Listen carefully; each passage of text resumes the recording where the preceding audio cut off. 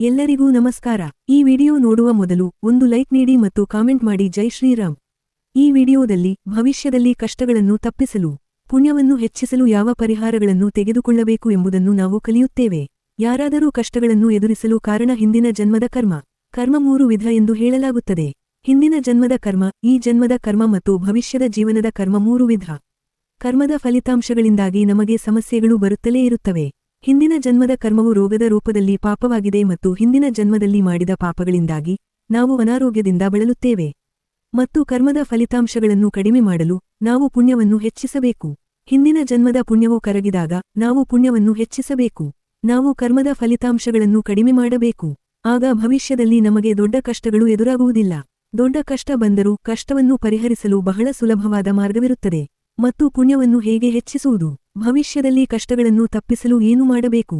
ಅದಕ್ಕಾಗಿ ಕೆಲವು ಅದ್ಭುತ ಪರಿಹಾರಗಳಿವೆ. ಅವುಗಳಲ್ಲಿ ಪ್ರಮುಖವಾದದ್ದು 11 ಭಾನುವಾರಗಳಂದು ನದಿಯಲ್ಲಿ ಸ್ನಾನ ಮಾಡುವುದು. ಭಾನುವಾರ ನದಿಯಲ್ಲಿ ಸ್ನಾನ ಮಾಡುವುದು ನೀವು ಸಾಮಾನ್ಯವಾಗಿ ಮಾಡುವ ಕೆಲಸವಲ್ಲ. ನೀವು ವಿಶೇಷ ಆಚರಣೆಯನ್ನು ಅನುಸರಿಸಬೇಕು. ನದಿಯಲ್ಲಿ ಸ್ನಾನಕ್ಕೆ ಹೋಗುವ ಮೊದಲು ಅಕ್ಕಿ ಹಿಟ್ಟನ್ನು ನೀರಿನಲ್ಲಿ ನೆನೆಸಿ ಅದನ್ನು ಉಂಡೆಗಳನ್ನಾಗಿ ಮಾಡಿ. 12 ಅಕ್ಕಿ ಹಿಟ್ಟಿನ ಉಂಡೆಗಳನ್ನು ನೀರಿನಲ್ಲಿ ನೆನೆಸಿ ಸಣ್ಣ ಉಂಡೆಗಳನ್ನು ಮಾಡಿ. ನಂತರ ಭಾನುವಾರ ನದಿಯಲ್ಲಿ ಸ್ನಾನಕ್ಕೆ ಹೋಗಿ ನದಿಯಲ್ಲಿ ಮೊಣಕಾಲು ಆಳಕ್ಕೆ ಇಳಿಯಿರಿ. ಇಳಿದ ನಂತರ ನೀವು ತಂದಿರುವ ಒದ್ದೆಯಾದ ಅಕ್ಕಿ ಹಿಟ್ಟಿನ ಉಂಡೆಗಳಿಂದ ಪ್ರದಕ್ಷಿಣಾಕಾರವಾಗಿ ಮತ್ತು ಅಪ್ರದಕ್ಷಿಣಾಕಾರವಾಗಿ ಧರ್ಮವನ್ನು ತೆಗೆದುಕೊಳ್ಳಿ. ಧರ್ಮವನ್ನು ತೆಗೆದುಕೊಂಡ ನಂತರ ಅಲ್ಲಿ ಹರಿಯುವ ನೀರಿನಲ್ಲಿ ಅಕ್ಕಿ ಹಿಟ್ಟಿನ ಉಂಡೆಗಳನ್ನು ಬಿಡಿ. ಅವುಗಳನ್ನು ಬಿಡುಗಡೆ ಮಾಡಿದ ನಂತರ ದೋಸಿಲ್ಲದಲ್ಲಿ ನೀರನ್ನು ತೆಗೆದುಕೊಂಡು ಸೂರ್ಯನಿಗೆ ಅರ್ಪಿಸಿ. ಅಂದರೆ ಅವುಗಳನ್ನು ಬಿಡುಗಡೆ ಮಾಡಿದ ನಂತರ ನದಿಯಲ್ಲಿ ಸ್ನಾನ ಮಾಡಿ ನಂತರ ನದಿಯ ನೀರಿನಿಂದ ಸೂರ್ಯನಿಗೆ ಅರ್ಪಿಸಿ. ಹಿಟ್ಟಿನ ಉಂಡೆಗಳನ್ನು ಬಿಟ್ಟ ನಂತರ ನದಿಯಲ್ಲಿ ಚೆನ್ನಾಗಿ ಸ್ನಾನ ಮಾಡಿ. ನಂತರ ಅದನ್ನು ಸೂರ್ಯನಿಗೆ ನೀಡಿ. ನದಿಯಿಂದ ಹೊರಬಂದು ಬಡವರಿಗೆ ಮತ್ತು ವೃದ್ಧರಿಗೆ ಬಿಳಿ ವಸ್ತುಗಳನ್ನು ವಿತರಿಸಿ. ಅಂದರೆ ಅಲ್ಲಿ ಬಡವರು ಅಥವಾ ಭಿಕ್ಷುಕರು ಇದ್ದರೆ ಅವರಲ್ಲಿ ವಯಸ್ಸಾದ ಯಾರಾದರೂ ಅವರಿಗೆ ಬಿಳಿ ವಸ್ತುಗಳನ್ನು ವಿತರಿಸಬೇಕು. ಈ ವಿಶೇಷ ಆಚರಣೆಯನ್ನು ಅನುಸರಿಸಿ 11 ಭಾನುವಾರಗಳಂದು ನದಿಯಲ್ಲಿ ಸ್ನಾನ ಮಾಡಿದರೆ ನಿಮ್ಮ ಕರ್ಮದ ಫಲಿತಾಂಶಗಳ ತೀವ್ರತೆ ಕಡಿಮೆಯಾಗುತ್ತದೆ. ನಿಮ್ಮ ಪುಣ್ಯ ಹೆಚ್ಚಾಗುತ್ತದೆ. ಭವಿಷ್ಯದಲ್ಲಿ ನಿಮಗೆ ಯಾವುದೇ ದೊಡ್ಡ ತೊಂದರೆಗಳು ಎದುರಾಗುವುದಿಲ್ಲ. ನೀವು ಹಾಗೆ ಮಾಡಿದರೂ ಸಹ ಆ ಕಷ್ಟಗಳಿಗೆ ಪರಿಹಾರವು ತಕ್ಷಣವೇ ಸಿಗುತ್ತದೆ.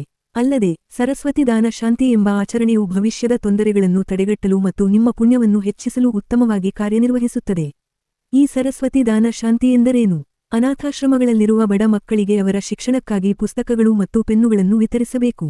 ಅಲ್ಲದೆ ನಿಮ್ಮ ಹಣದಿಂದ ಅನಾಥಾಶ್ರಮಗಳಲ್ಲಿರುವ ಮಕ್ಕಳಿಗೆ ಎಣ್ಣೆ, ತರಕಾರಿಗಳು ಮತ್ತು ಇತರ ವಸ್ತುಗಳನ್ನು ಒದಗಿಸಬೇಕು. ಇದನ್ನು ಸರಸ್ವತಿ ದಾನ ಶಾಂತಿ ಎಂದು ಕರೆಯಲಾಗುತ್ತದೆ. ನಿಮ್ಮ ಜನ್ಮ ನಕ್ಷತ್ರದ ದಿನದಂದು ನೀವು ಈ ಸರಸ್ವತಿ ದಾನ ಶಾಂತಿಯನ್ನು ಮಾಡಿದರೆ ನಿಮ್ಮ ಪುಣ್ಯ ಹೆಚ್ಚಾಗುತ್ತದೆ. ಭವಿಷ್ಯದಲ್ಲಿ ನಿಮಗೆ ಯಾವುದೇ ದೊಡ್ಡ ತೊಂದರೆಗಳು ಎದುರಾಗುವುದಿಲ್ಲ. ಅಲ್ಲದೆ ಭವಿಷ್ಯದಲ್ಲಿ ಯಾವುದೇ ತೊಂದರೆಗಳನ್ನು ತಪ್ಪಿಸಲು ಎಲ್ಲಾ ದೇವರುಗಳು ಅವಳನ್ನು ಪೂಜಿಸುತ್ತಿರುವ ಸಭಾಂಗಣದಲ್ಲಿ ಲಲಿತಾದೇವಿಯ ಫೋಟೋವನ್ನು ಇರಿಸಿ.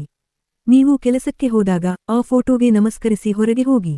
ಆಗ ಭವಿಷ್ಯದಲ್ಲಿ ನಿಮಗೆ ಯಾವುದೇ ತೊಂದರೆಗಳು ಎದುರಾಗುವುದಿಲ್ಲ. ನಿಮ್ಮ ಪುಣ್ಯ ಹೆಚ್ಚಾಗುತ್ತದೆ. ದೈನಂದಿನ ಪೂಜಾ ಕೋಣೆಯಲ್ಲಿ ಹಸುವಿನ ತುಪ್ಪದಿಂದ ದೀಪ ಹಚ್ಚುವುದರಿಂದಲೂ ಶುಭ ಫಲಿತಾಂಶಗಳು ದೊರೆಯುತ್ತವೆ. ಅಲ್ಲದೆ ಸ್ತೋತ್ರಗಳಲ್ಲಿ ಅರ್ಥನಾರೀಶ್ವರ ಸ್ತೋತ್ರವೂ ಸೇರಿದೆ.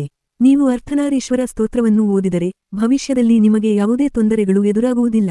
ನೀವು ಕಷ್ಟಗಳನ್ನು ಎದುರಿಸಿದರೂ ಸಹ ನೀವು ಅವುಗಳಿಗೆ ಉತ್ತಮ ಪರಿಹಾರಗಳನ್ನು ಕಂಡುಕೊಳ್ಳುವಿರಿ. ಆದ್ದರಿಂದ ಅರ್ಥನಾರೀಶ್ವರ ಸ್ತೋತ್ರವನ್ನು ಓದಿ ಅಥವಾ ಕೇಳಿ ಮತ್ತು ಅದ್ಭುತ ಫಲಿತಾಂಶಗಳನ್ನು ಪಡೆಯಿರಿ.